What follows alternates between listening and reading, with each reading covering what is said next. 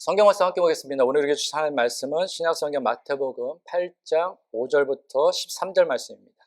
찾으셨으면 제가 봉독합니다. 예수께서 가버나움에 들어가시니 한 백부장이 나와 간구하여 이르되 주여 내 하인이 중풍병으로 집에 누워 몹시 괴로워하나이다. 이르시되 내가 가서 고쳐주리라. 백부장이 대답하여 이르되 주여 내 집에 들어오심을 나는 감당하지 못하겠사오니 다만 말씀으로만 하옵소서. 그러면 내 하인이 낫게 싸움나이다.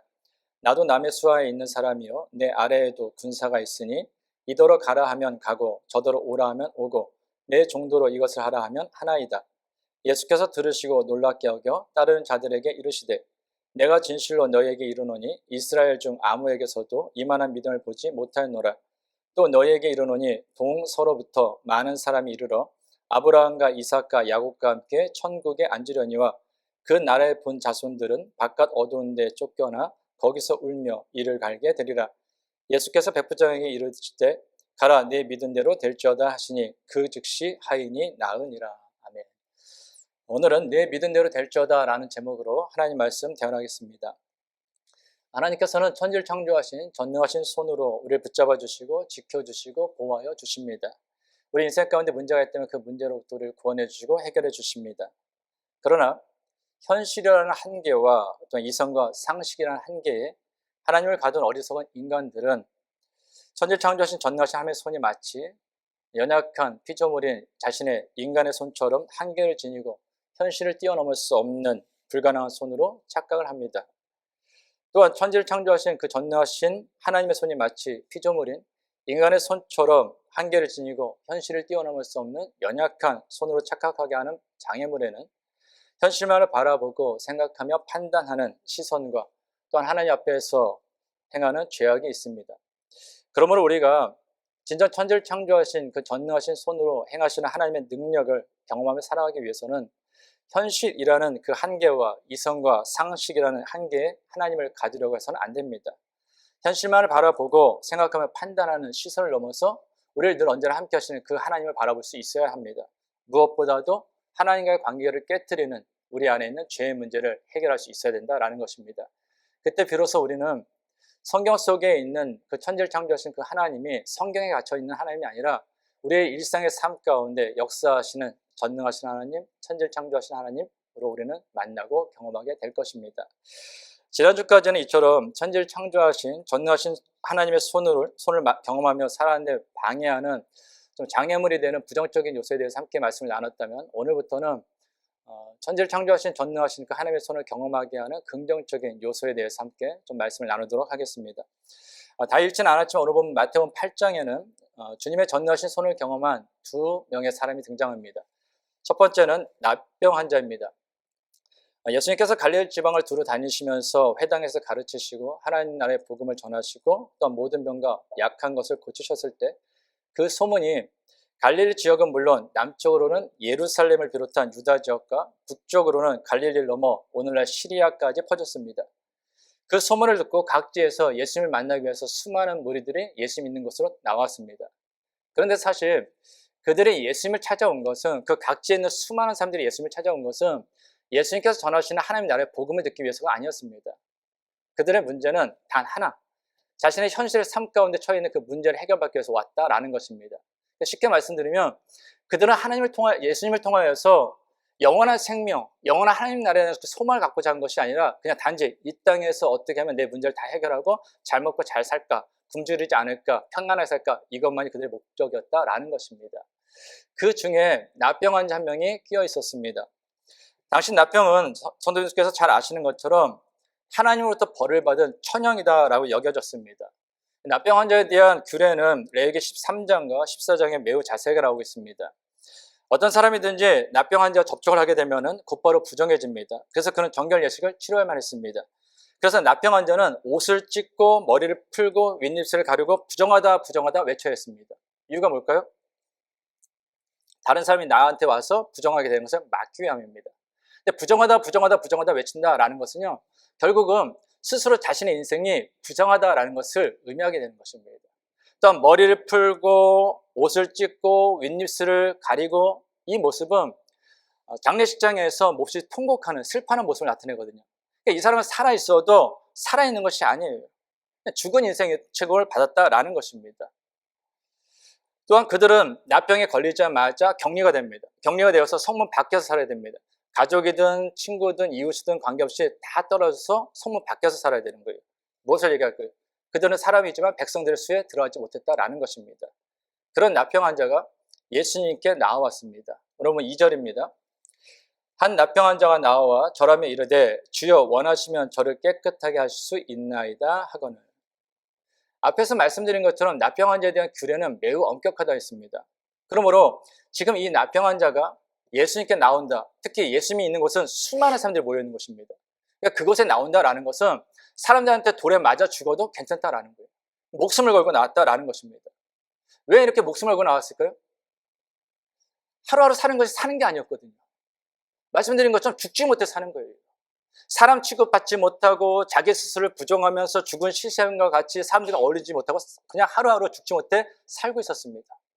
근데 예수님에 대한 소문을 들었죠. 그래서 이 사람에게는 예수님에 대한 그 소문이 복음이었을 거예요. 어떤 복음이냐?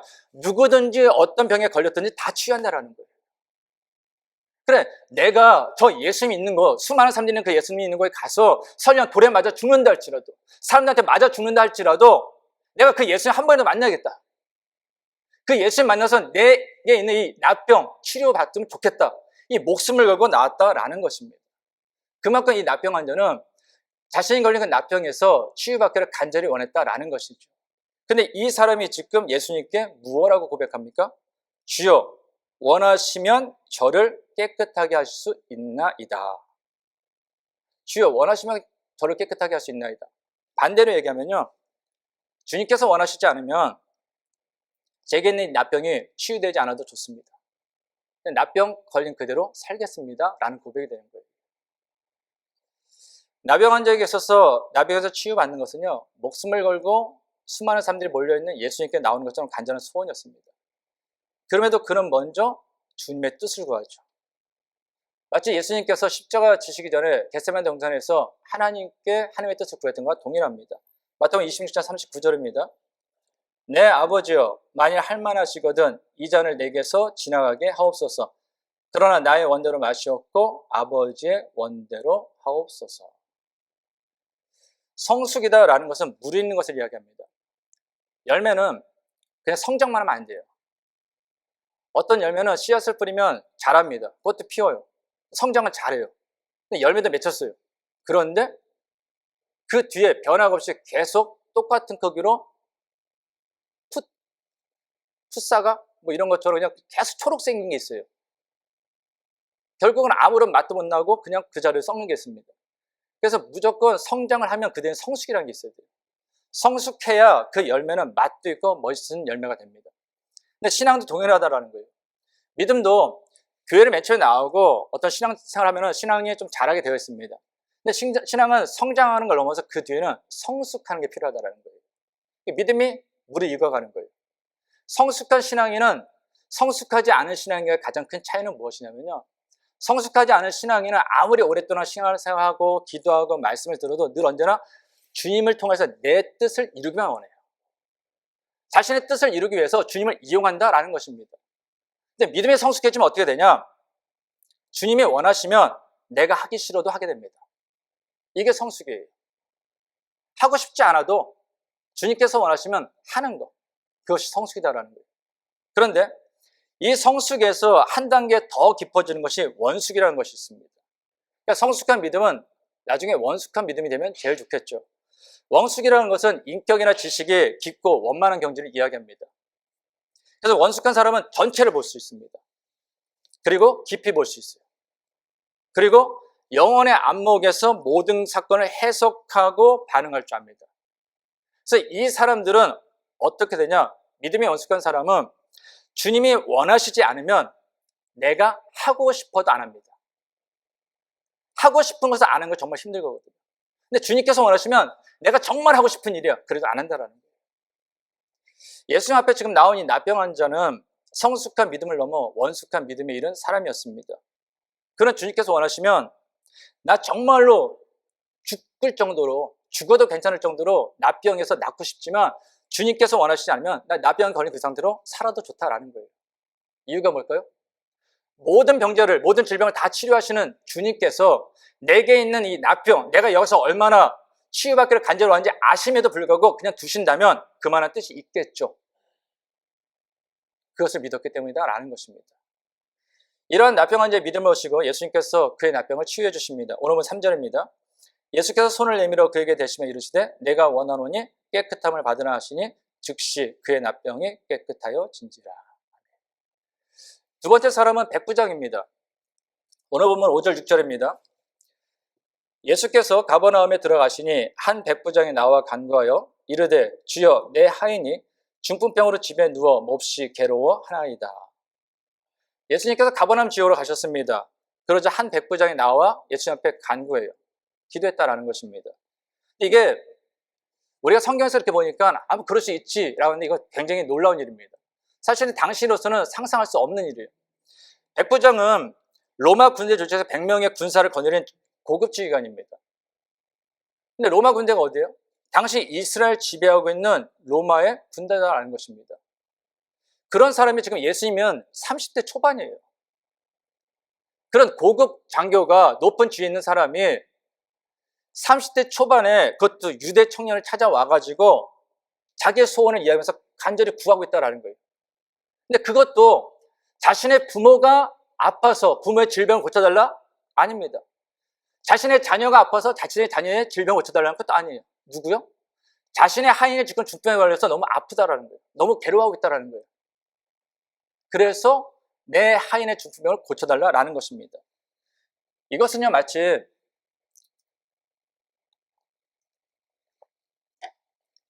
우리가 일본 식민지에 있었던 일본 강점기에 일본 군대 고급 장교가요 조선의 한 청년에게 찾아와가지고 자신에게 있는 그 조선인 하인의 병을 고쳐달라고 간구한 거랑 동일한 것입니다.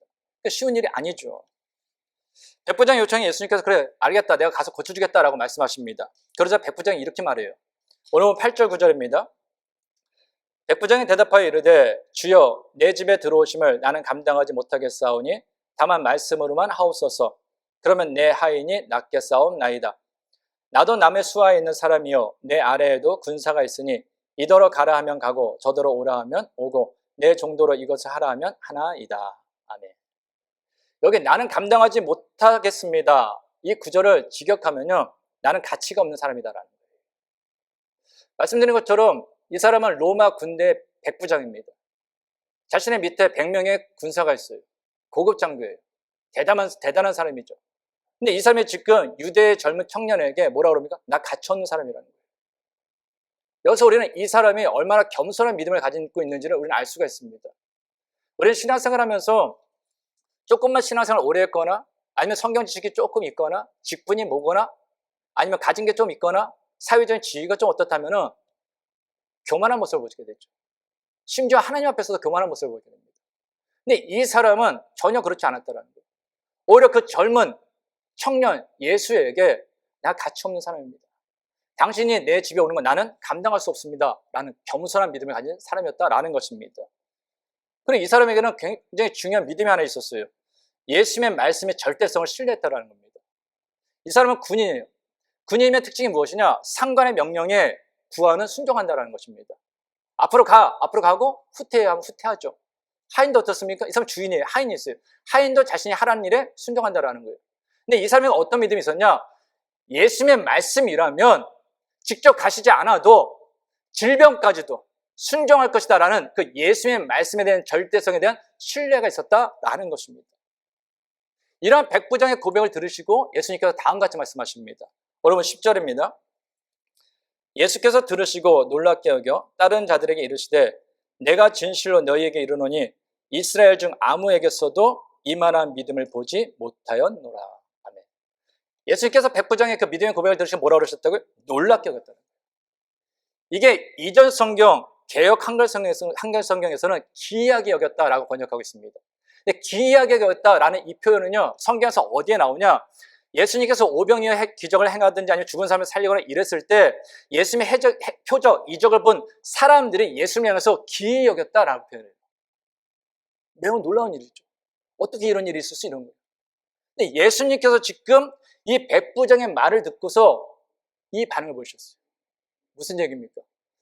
예수님께서 보셨을 때도 이 백부장의 믿음은 놀라울 정도로 큰 믿음이었다라는 것입니다.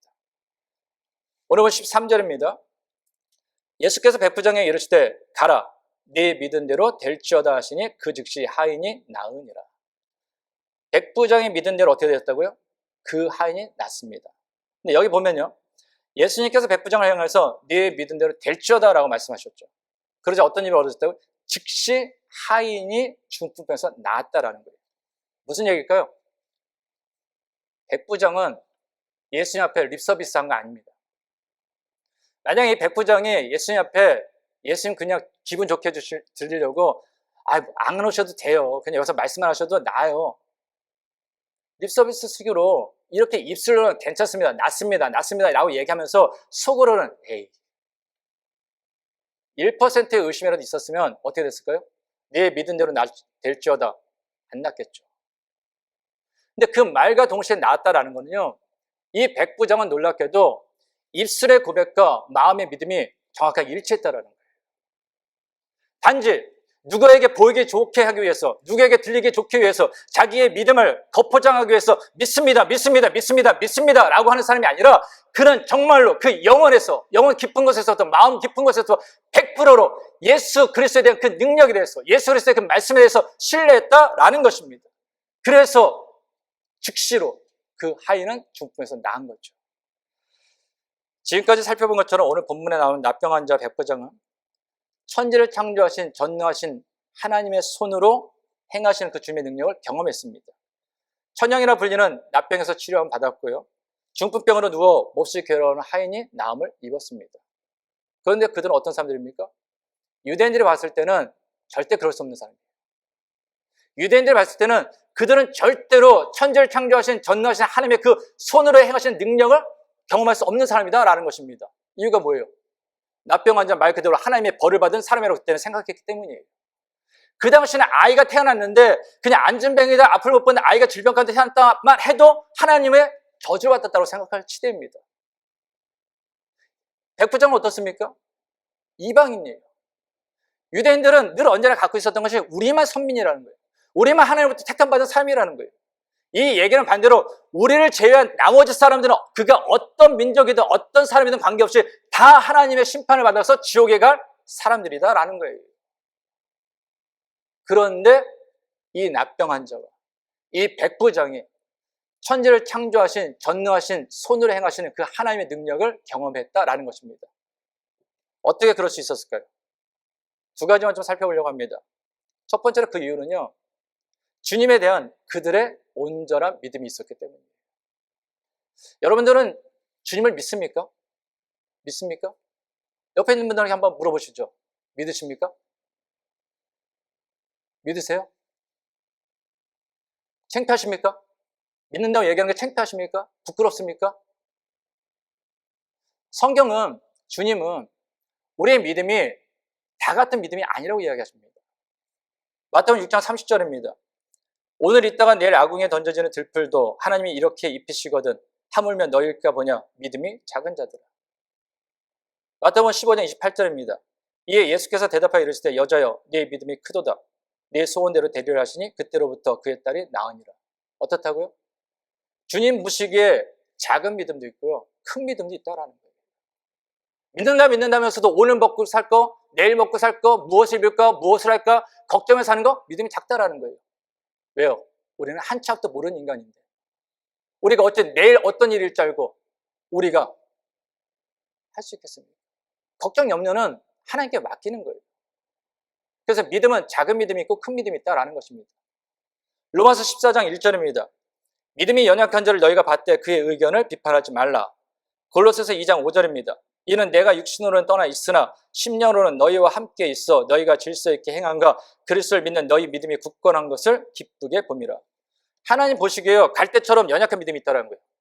어떨 때는 좀 좋은 것 같았다가 어떨 때는 좀 아닌 것 같았다가 문제가 있으면 흔들렸다가 괜찮을 때 하 웃었다가 좋을 때는 찬양하면서 막 좋아하다가 조금 일 있으면 에이 갈대처럼 연약한 믿음이 있다는 것입니다. 근데 반대로 어떤 믿음이 있다고요? 강철처럼 어떤 상황 가운데 흔들리지 않는 굳건한 믿음이 있다는 것입니다. 디모데서 1장 5절입니다. 이는 내 속에 거짓이 없는 믿음이 있음을 생각함이라. 이 믿음은 먼저 내 외조모 로이스와 내 어머니 유니게 속에 있더니 내 속에도 있는지를 확신하노라. 디모데전서 1장 19절입니다. 믿음과 착한 양심을 가지라. 어떤 이들은 이 양심을 버렸고 그 믿음에 대하여는 파손하였느니라. 믿음에는요, 거짓이 없고 진실된 믿음이 있습니다. 그런데 하나님 보시기에 거짓되고 이미 파손된 믿음도 있다는 거예요. 겉으로만 모양만 있는 거예요. 겉으로만 가면을 쓰고 있는 거예요. 야고보서 2장 26절입니다. 영혼 없는 몸이 죽은 것 같이 행함이 없는 믿음은 죽은 것이니라. 히브리서 10장 39절입니다. 우리는 뒤로 물러가 멸망할 자가 아니요 오직 영혼을 구원함에 이르는 믿음을 가진 자니라. 죽은 믿음이 있는가 하면 영혼을 구원할 만큼 살아있는 믿음도 있다라는 것입니다. 오늘 본문에 나오는 납병 환자와 백부장의 믿음은 주님께서 보셨을 때 큰 믿음이었습니다. 강철처럼 굳건한 믿음이었습니다. 거짓이 없고 진실된 믿음이었습니다. 영혼을 구원할 만큼 생생하게 살아있는 믿음이었다라는 것입니다. 그래서 그들은 그 온전한 믿음으로 천지를 창조하신 전능하신 손으로 행하시는 그 주님의 능력을 경험한 것입니다. 그렇다면 다시 한번 질문 드리겠습니다. 현재 성도님들의 믿음의 상태는 어떻습니까?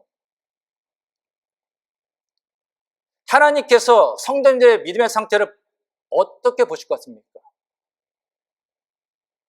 주님께서 이 시간, 이 순간 여러분에게 내 믿음대로 될지어다 라고 말씀하셨을 때 여러분에게 어떤 일이 벌어질 것 같습니까?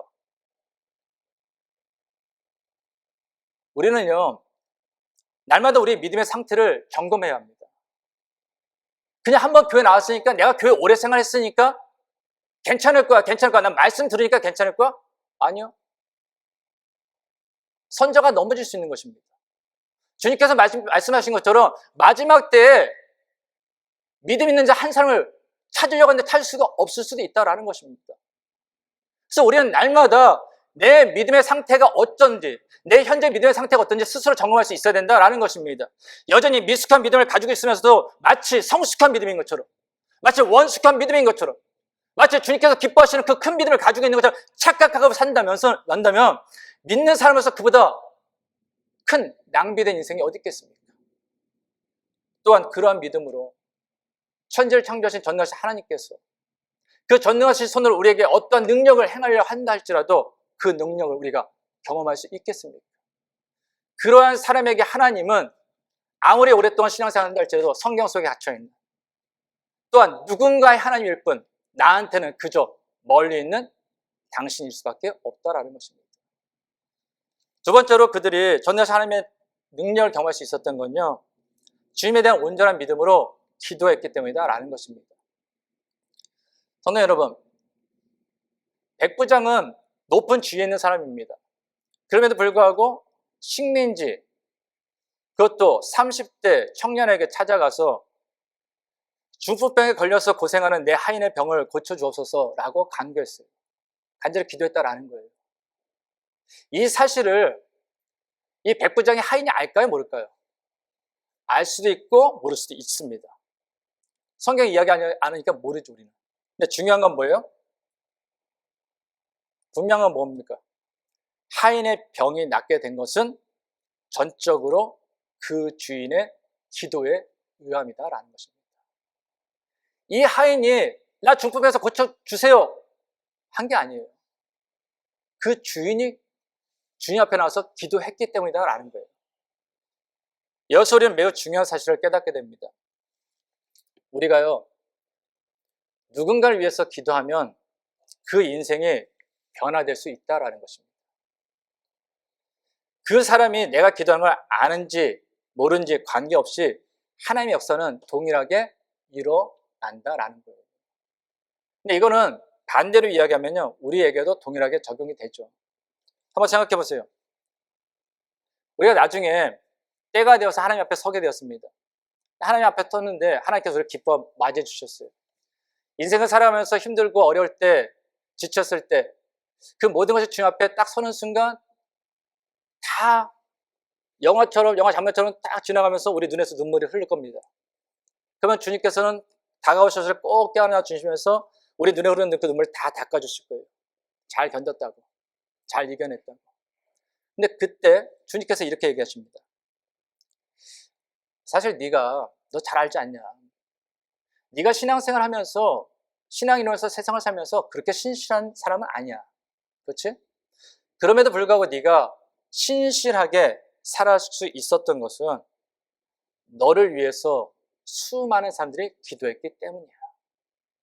라고 말씀하시면서 우리를 위해서 알게 모르게 중보기도한 그 많은 사람들의 이름을 보여주신다면, 얼굴을 보여주신다면, 그분이 돌아가신 분이든 현재 남아있는 분이든 얼마나 감격스럽겠습니까? 얼마나 감사하겠습니까? 저는 제가 지금 목회하는 거, 저는 제 믿음이나 제 능력 때문이라고 생각하지 않습니다. 저는 저를 너무나 잘 알아요. 남들 앞에 서는 것도 별로 안 좋아하고요. 소심하고 좀 그렇습니다.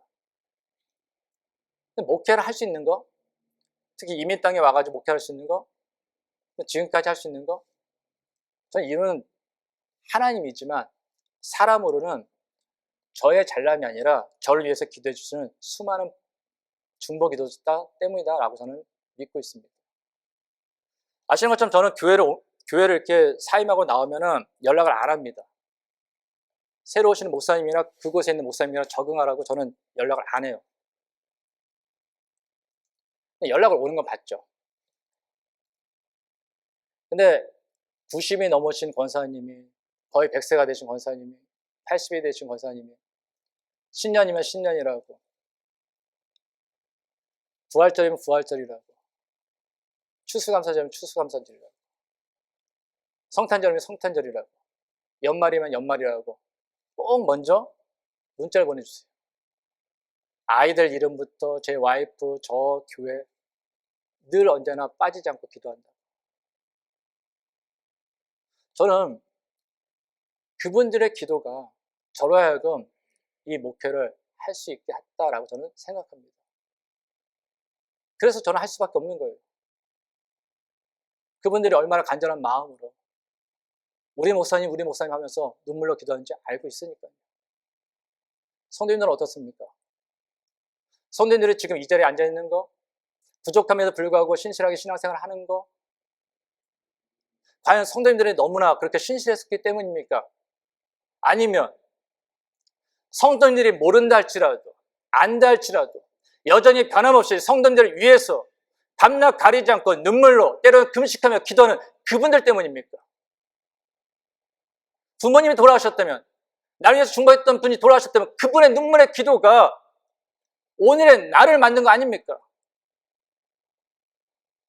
그래서 우리는 감사할 수 있어야 되는 거예요. 내가 오늘 신앙생활하는 거는 나 하나만을 위한 것이 아니라 그 사람, 나를 위해서 기도한 그 사람, 그 눈물에 감사한 만큼 해야 되는 거다라는 것입니다. 반대는 또 어떤 게 있을까요?